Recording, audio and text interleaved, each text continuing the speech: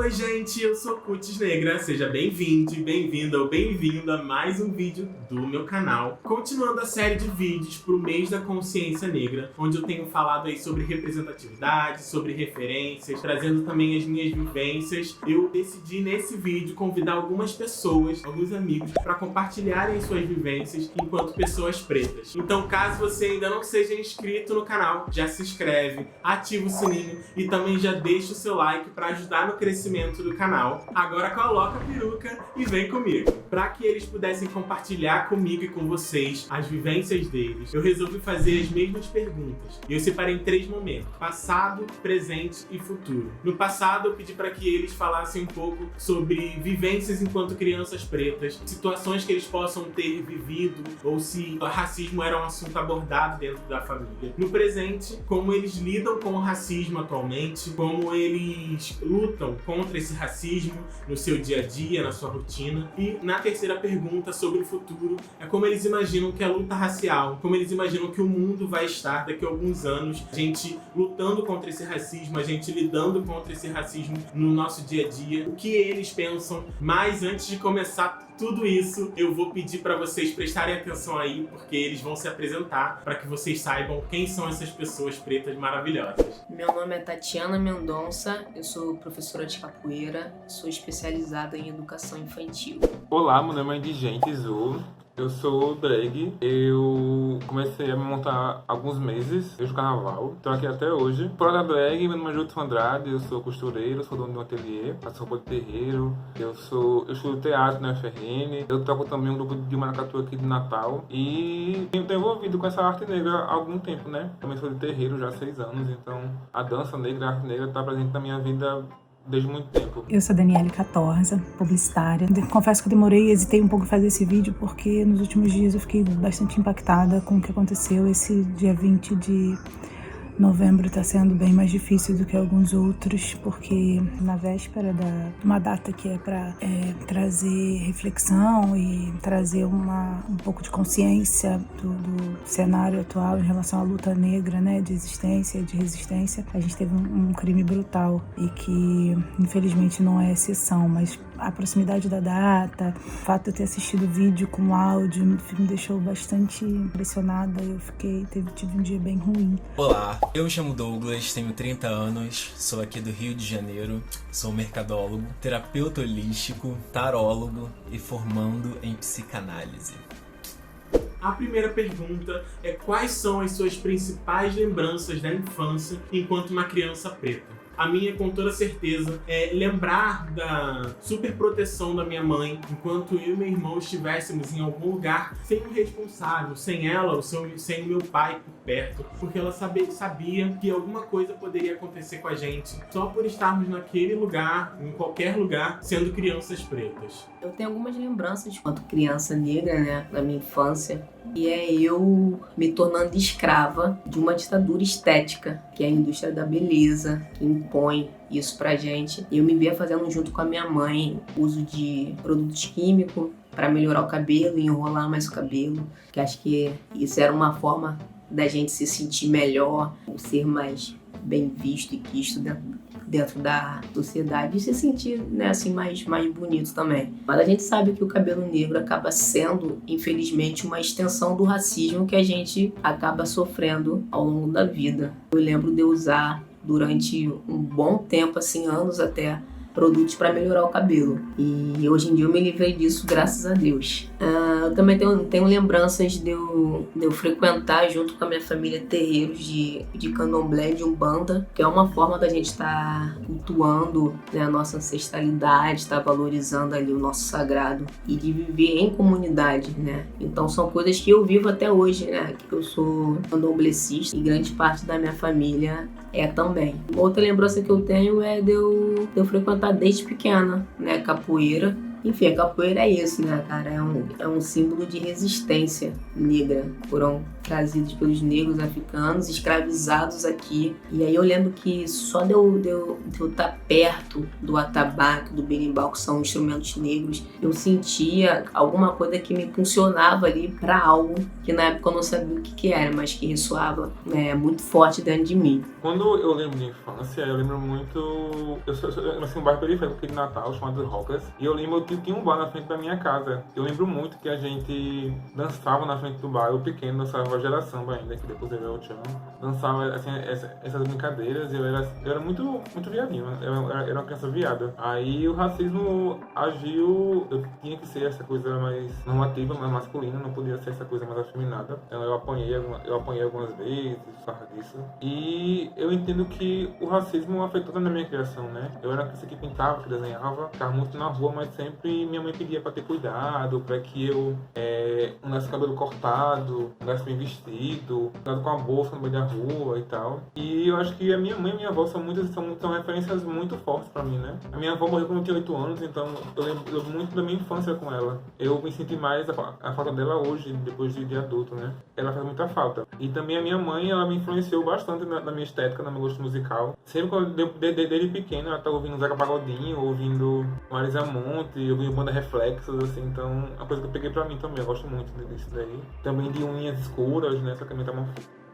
unhas escuras bem feitas, batom escuro bem feito e lápis de olho. Então, é uma coisa que eu peguei muito da minha mãe, essa estética de negra com cores escuras no corpo, no rosto. Eu sou filha de um casal de funcionários públicos. Meu pai, marinheiro, né, militar da Marinha, da Reserva. Minha mãe, funcionária pública do Conselho de Engenharia. Sou de uma família de 5 filhos, onde só eu e mais um somos pretos. Como meu pai é branco e minha mãe é preta, mais uma preta de pele não retinta, saímos bastante misturadinhos, assim, nenhum com a pele mais retinta do que eu, por exemplo, e os outros bem branquinhos. Só um dos meus irmãos tem a pele como a minha, preta e não retinta ainda assim. Nós tivemos uma educação privilegiada, né? Minha mãe e meu pai sempre priorizaram os estudos, então fizeram bastante esforços para a gente ter ensino de qualidade em colégios particulares, que na época em que a gente estava no fundamental e ainda assim ensino infantil, o ensino público no Brasil era bastante precário.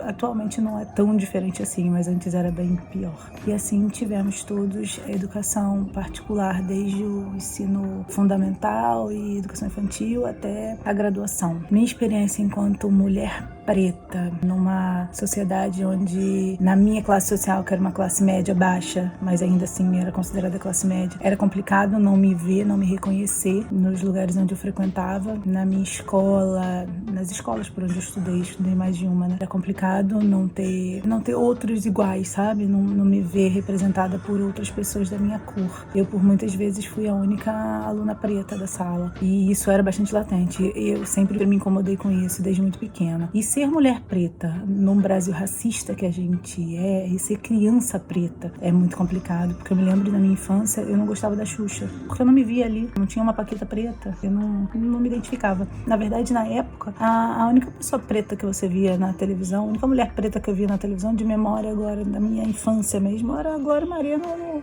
jornal. Criança não assistia jornal, né? Então, não tinha gente preta na televisão. Eu não via outras mulheres pretas na televisão. E aí, a única época em que eu me via na televisão, eu via pessoas como eu na televisão, era o carnaval. Sempre foi meu sonho ser passista de escola de samba, porque eu via aquelas mulheres pretas lindas, com aquelas fantasias incríveis, e eu queria ser sempre uma delas. Enquanto as minhas amigas queriam ser paquitas, eu já queria ser passista. Nossa, que pergunta. Eu tenho muitas lembranças boas da minha infância, mas eu também tenho muitas lembranças que me atravessam até hoje na minha fase de desenvolvimento. Eu acho que todas as crianças negras, né, toda bicha preta, desde a sua infância ela sofre alguns atravessamentos, ela recebe algumas mensagens que não são tão construtivas e que acabam impactando no nosso futuro, né? Como ser pensante, enfim, como pessoa em todos os seus aspectos, como ser humano biopsicossocial mesmo. Cara, eu lembro muito do bullying, né, na fase da escola, que pra mim foi bem complicado, foi um período muito difícil e ainda tinha o atravessamento religioso, né? Era muito difícil eu conseguir equilibrar, entender o meu pensamento e conseguir entrar no estado de equilíbrio pra não me deixar ser atravessado nem por uma ponte nem por outra. Mas isso me trouxe diversas questões pro futuro, inclusive comigo mesmo, que eu consegui graças aos orixás, graças ao trabalho terapêutico também, desconstruir na minha mente, aprender a me construir de uma forma diferente. É bem complicado porque quando a gente fala de desenvolvimento, quando a gente fala do ser humano, né, da criança em si, eu lembro de quantas vezes eu fiquei sentado, ficava lá no banheiro chorando e eu não podia contar para os meus pais por conta do atravessamento religioso e também não podia me expor para ninguém porque ninguém me entenderia, né? E são coisas que eu só consegui resolver depois de adulto mesmo. Quando eu olho para trás, assim, eu vejo o quanto isso poderia ter me destruído ainda mais. Mas eu consegui ser forte o suficiente e que bom por isso. Consegui ser forte para poder romper algumas barreiras da minha mente e me manter estável até aqui, né? Já que a gente continua recebendo esses atravessamentos sociais. A segunda pergunta é como você enxerga o seu papel na sociedade em relação à luta antirracista. Eu preciso afirmar que fazer esses vídeos pro meu canal, estar presente nos lugares enquanto uma bicha preta, enquanto uma drag queen preta, tem significado muito pra mim. Eu tenho conseguido dar voz ao que eu penso, ao que eu quero falar e ao mesmo tempo compartilhar essas histórias, essas vivências, para que as pessoas possam compartilhar comigo, possam receber essa força, receber esse apoio, tanto por mim quanto das outras pessoas que estão compartilhando as suas vivências, as suas experiências. Eu acredito que eu consigo, de uma certa forma, né, do meu jeito, com as armas que eu tenho, mobilizar o meio ali que eu atuo, né, porque eu dou aula para crianças. Então, eu tenho a chance de colocar uma sementinha, sabe, ali na cabeça delas. Quando eu ensino a capoeira, eu não quero formar capoeiristas. Eu quero que a capoeira seja um agente transformador na vida deles. Se eles saírem amando a capoeira, eu vou amar. Mas eu acho que o meu papel principal, estando ali, é eu usar a capoeira de uma forma atuante, ali mesmo na vida deles. Quando eu vou falar de capoeira, eu tenho que falar de ancestralidade. Eu não posso negar isso. Eu tenho que falar dos nossos antepassados, dos meus antepassados. Eu tenho que trabalhar a historicidade ali. Eu explico de onde a capoeira veio, a forma que ela chegou até nós. Então eu falo de navio negreiro, eu falo de escravidão. Eu tenho que falar de África. A África tem reis e rainhas, zumbi. Eu falar de Dandara, eu falar de Rainha Ginga. Eu acho que isso é uma forma para eles alcançarem a figura negra como herói, como heroína. Então eu quero que eles enxerguem o zumbi como herói, eu quero que eles enxerguem Dandara como heroína, eu quero que eles vejam e entendam o porquê que a Rainha Ginga era uma rainha, era mulher e era guerreira. Eu acho que essa é uma forma de conseguir com que eles valorizem uma figura negra. E explicar, obviamente, que a cor da pele não tem nada a ver com ser mais ou menos. Acho que dessa forma eu consigo ser um pouco atuante. Eu lido com racismo, acho que trazendo essas representatividades negras para as minhas aulas, né, para os meus alunos, falando com os amigos, falando sobre isso, lendo sobre o assunto, né, estudando para conseguir estar mais embasada para quando vier uma determinada situação eu conseguir lidar, né, ficando junto dos meus, ficando em comunidade, né, aprendendo, se fortalecendo, ouvindo, né, e lutando junto, sempre junto. Eu sempre consigo me enxergar como um corpo político, sabe? Um corpo negro gordo, um corpo negro gordo e bicha, sabe? E agora drag também, né? Então eu vejo meu corpo como político. O meu nome surgiu sem querer, mas eu não sou político, nem indigente para uma drag negra, não segue um padrão branco. Então eu acho que o papel que eu faço nessa sociedade é esse de me mostrar, sabe? Não ter vergonha do meu corpo, não ter vergonha da minha drag, da minha viadice, de nada. E também eu falei que sou costureiro, né? Então, eu costuro roupas de terreiro. Então, eu tenho esse trabalho cultural no ateliê Aracá, que é o que eu sou dono. Então, eu trabalho fazendo roupas de terreiro, roupas de religiões de matriz africana, turbantes e tal. Então, tem esse trabalho cultural também envolvido com o que eu faço, né? Essa é uma forma de agir com a sociedade. O racismo, ele também age com a subjugação do meu trabalho, tanto como drag, como ator, como costureiro. Então, sempre é posto em xeque o meu trabalho, sempre é posto em xeque a minha arte, sempre é posto em xeque que tudo que eu faço porque eu sou negro. Então eu consigo entender e às vezes consigo também driblar, né, essas situações que me ferem, que tentam me machucar. Assim como na escola, né? Eu sou publicitária, trabalho em agência há um pouco mais, uns 15 anos. Por muitos lugares onde eu passei, eu fui a única preta, com cargo de destaque, né? Em muitos lugares, as únicas pessoas pretas que achavam com os empregos menos valorizados, né? A copeira, a auxiliar de serviços gerais, o motoboy, mas numa função de maior notoriedade, eu fui a única por muitos lugares. Isso também sempre me incomodou. Difícil, né? Tipo, a gente chegar a essa conclusão, assim, chegar a essa ideia de que é muito difícil, a gente não se encontra, a gente não se vê. Tá num lugar onde você acaba não se sentindo parte daquilo, que você tá sempre se sentindo a única.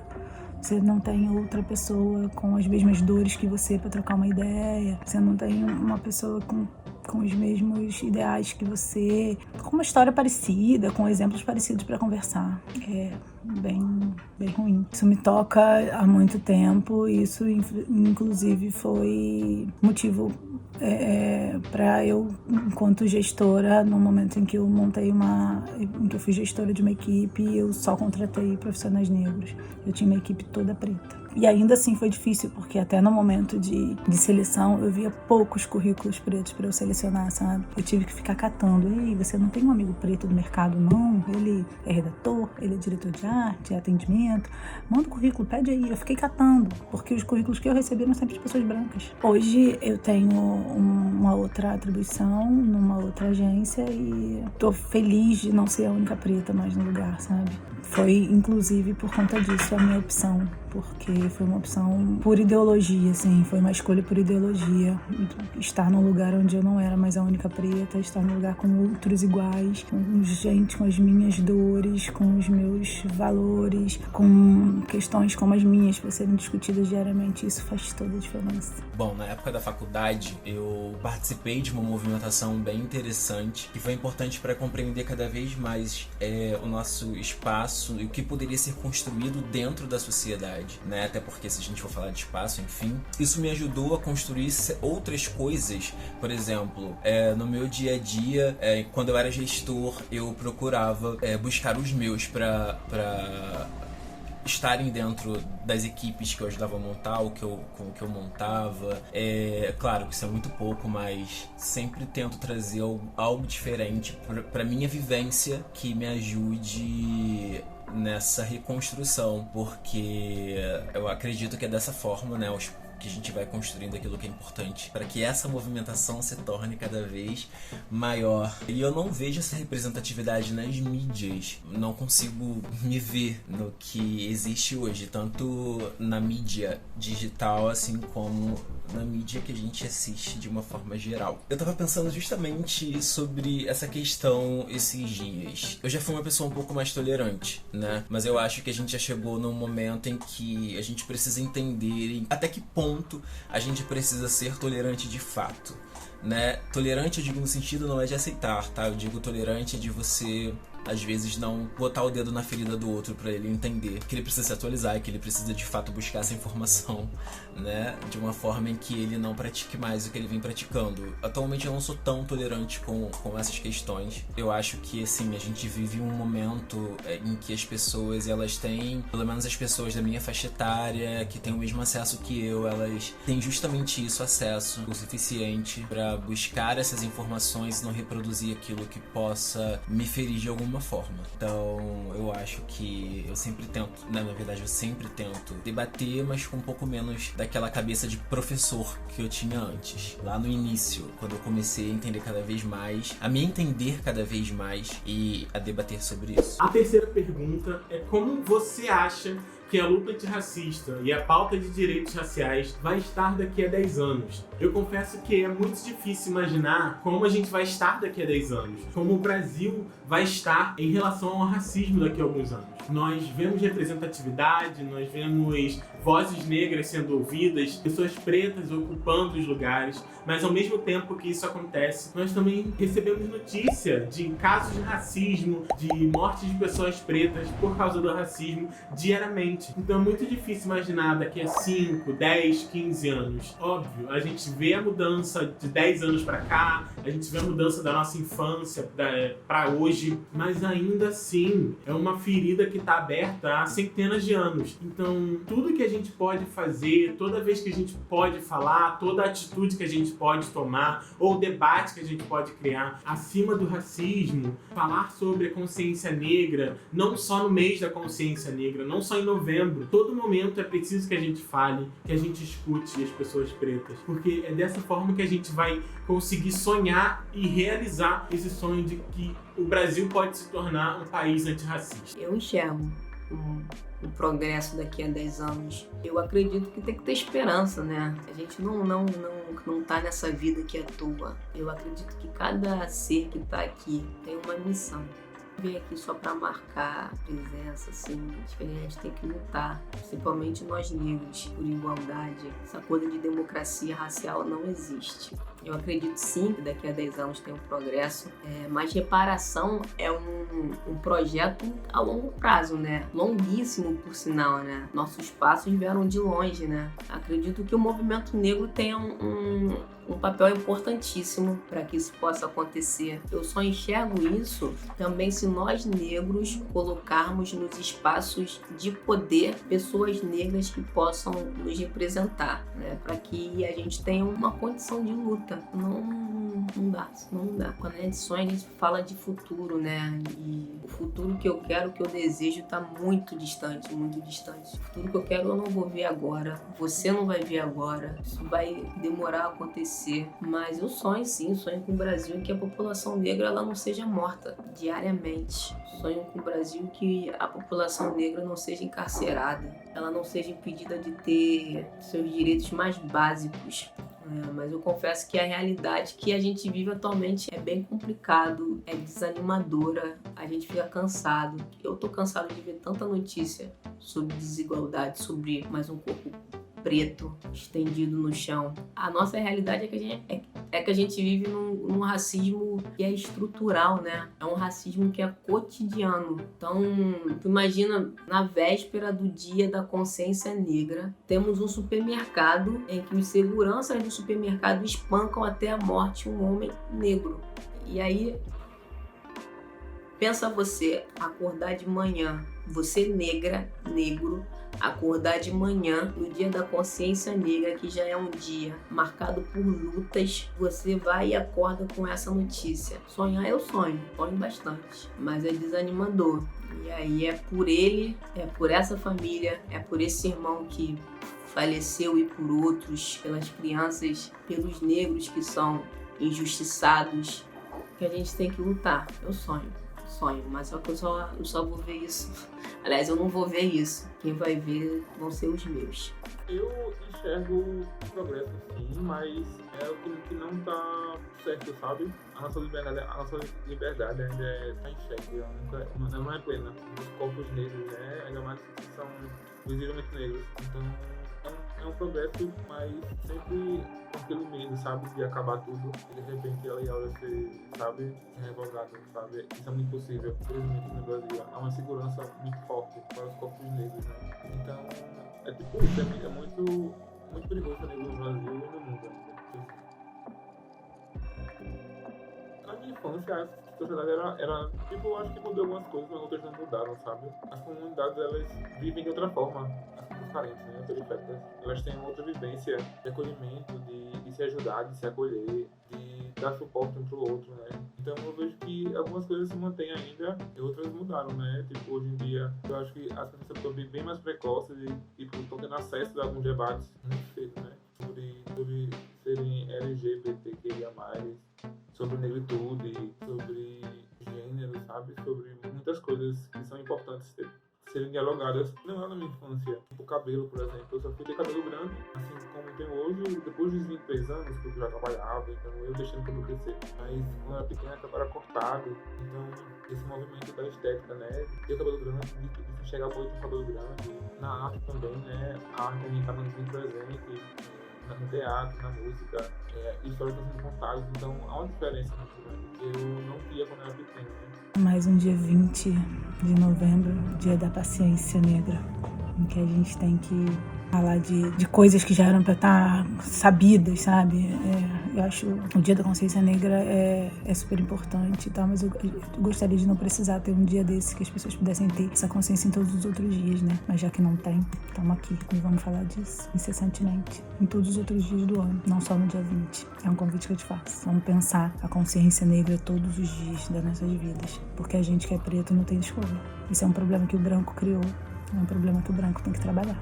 Cara, essa questão da diferença do que eu vejo hoje em relação à minha infância é muito gritante, né? Primeiro que crianças com 12 anos, elas conseguem debater sobre esse assunto, elas conseguem expor o que elas sentem, elas conseguem ter muito mais acesso do que eu tive na mesma idade, né? Hoje eu vejo adolescentes de 15 anos debatendo sobre esse assunto, falando, se posicionando.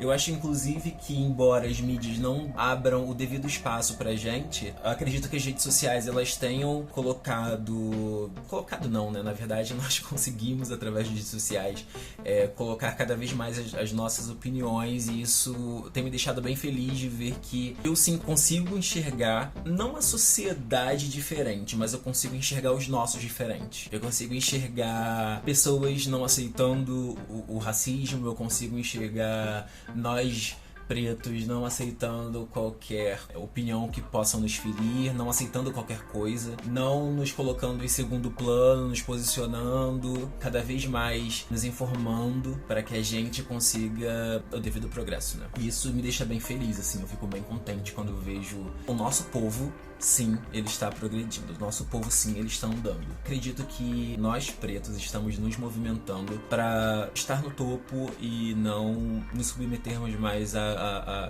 essa questão. E você respondeu essas 3 perguntas? Eu sei que é um trabalho difícil, às vezes, pensar sobre o nosso passado, nosso presente, nosso futuro e principalmente nas atitudes que a gente toma para ir contra o racismo. Não é só em novembro, não é só no mês da consciência negra que a gente precisa tomar uma atitude, que a gente precisa entrar nesse debate. As vozes pretas estão aí para serem ouvidas e é por isso que eu resolvi trazer esses convidados para compartilhar essas vivências comigo e com você que está aí me assistindo. Eu espero que você faça esse trabalho de consciência para responder essas perguntas e eu quero que você compartilhe aqui comigo, deixando nos comentários e com as pessoas que estão à sua volta sobre as suas experiências e suas vivências. Eu sou Cutis Negra, espero que você tenha gostado desse vídeo. Se inscreve no canal, ativa o sininho e deixa o seu like para fazer com que esse canal cresça, para fazer com que essas vozes que estão aqui comigo nesse vídeo sejam ouvidas. Beijos, até o próximo vídeo.